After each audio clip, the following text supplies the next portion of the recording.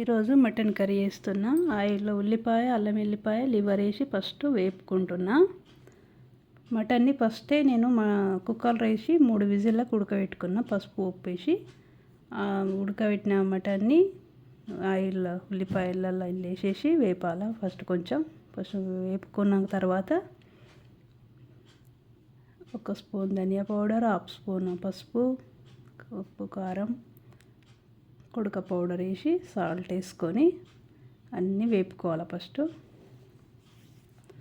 Mutton ఉడకబెట్టిన water ఉంటుందో అది మళ్ళీ తర్వాత ఇంట్లోనే వేయాలి. గరం మసాలా వేసుకోవాలా. కొత్తిమీర చల్లుకొని ఈజీ ప్రాసెస్. 15 నిమిషాలలో మటన్ వండుకోవచ్చు. ఇట్లా ఈజీ ప్రాసెస్ ఇది. అన్నీ కుక్కర్లో వేసి పెట్టద్దు. Mutton curry ready. ఇలా చేసుకొని చూడండి ఒకసారి.